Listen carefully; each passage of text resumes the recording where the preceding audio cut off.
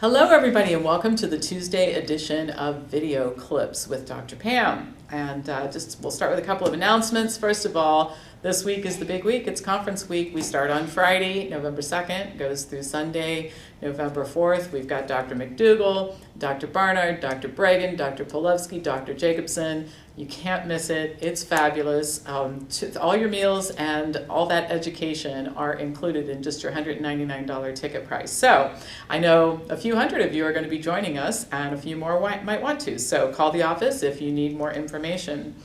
And then just a couple of upcoming things on the calendar. Tonight, actually, October 30th, starts the last Wellness 101 discussion group teleconference series of the year. It's a 4-part series. On Tuesday night, 9 p.m. Eastern is the time. And we're adding a lot of material that isn't in the book or on the DVDs. So if you've read the book from cover to cover and you've watched the DVDs, there is still more to learn. And then next week, Conversations with Dr. Pam. Really is time to give the guys equal time. We've been talking an awful lot about women's health and breast cancer and mammography. So we're going to talk about PSA testing for men. And that date is Wednesday, November 7th, 9 p.m. Eastern. Of course, we're going to talk about lots of other health issues. You bring your questions to these calls, and I'll be happy to answer them. So I have two things I want to talk about in today's session. One is iodine and hypothyroidism. Very much misunderstood issue. First of all, we have lots of healthcare professionals that are prescribing iodine to people who are suffering from low thyroid or hypothyroidism.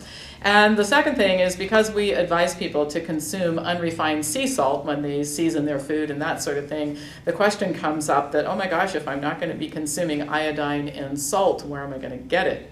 Well, first of all, iodine is available in trace amounts in vegetables and plant foods, but the reality is that we really don't need so much iodine as we thought we needed. And I've covered this in other messages that I put out, and there are a couple of articles in the Health Race Online Library that talk about this, where we see that in areas of the world where iodized salt is added, because it isn't really prevalent everywhere, the incidence of hypothyroidism goes up. So a recent study looked at supplemental iodine and showed that the higher the dosage of supplemental iodine, the the greater the degree of hypothyroidism. And in this particular study, 256 Chinese adults were randomly assigned to one of 12 groups. And the dosage of iodine ranged from 0 to 2,000 micrograms a day for 4 weeks. And they measured thyroid function. And in subjects that received 0 to 200 micrograms of iodine, there was virtually no hypothyroidism. But by the time the dosages got up to the 500 to 2,000 micrograms a day mark, a great deal. I think it was 47% of the patients were experiencing hypothyroidism. So the bottom line is that I think, as with so many things in the nutrition field, there is a tendency to think that if a little bit of something is a good idea, a whole lot of it must be a great idea, and we've definitely overdone it with the iodine. So I would not go so far as to say that supplemental iodine is not a good idea for anybody, or that iodine deficiency does not exist. But I think that particularly for people who are consuming the standard American diet, which is just packed with iodized salt, most people are consuming way too much of it, and a person who develops hypothyroidism does not need more. In fact, they probably need less iodine and many other dietary changes as well. And while we're on the subject of hypothyroidism, it's more prevalent in women than it is in men, and one of the reasons is high estrogen levels. So if you're a female and you have and you're overweight, or you eat the standard American diet, you're eating dairy products, you don't consume enough fiber, you're at increased risk of hypothyroidism. And if you've been recently diagnosed with hypothyroidism and you change your ways, we have had many people who have seen their thyroids kick back into gear. So enough of that, let's go on to a favorite topic of mine, which is exercise.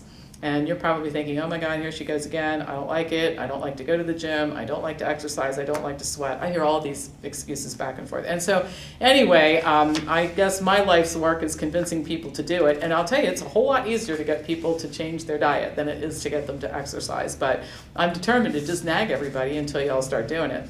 So one compelling argument, obviously we all know the great benefits. You burn calories, it's easier to stay lean, over time increased energy levels, et cetera, but did you know that you can actually improve your intellect and your cognitive abilities and your memory if you exercise too?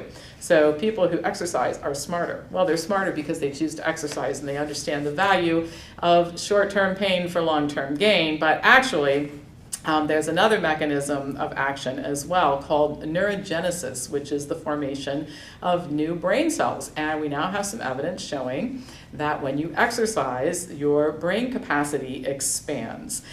This has been proven in studies of lab rats and mice, and there's some evidence that the same thing happens in humans. The reality is that the brain shrinks a little bit as we age, and it's one of the things that contributes to impaired memory and an increased risk of dementia. So adults who are physically fit, and I've also put out a lot of messages about this over the years, and there's several articles in the Health Briefs online library that you can check out, that people who are physically fit do better on tests of mental cognition and that sort of thing than people who are not. So if you're starting to notice that you're getting a little forgetful or that your brain is not as sharp as it used to be, one thing you can do to counteract that is some aerobic exercise and get yourself in the gym and lift some weights, go to yoga, and you can become a smarter person too. And not only that, but I have to say this, if you want to live an independent, great long life doing things and being active until you die, you really have to build balance and coordination and stability and strength, and it's harder to do at an advanced age than it is if you start now and really pay attention to it on a weekly basis. So that's all for today. I'll be back to talk to you again on Thursday, and as always, please feel free to pass this clip on to anybody who you think might benefit from hearing it. Thanks for joining me today.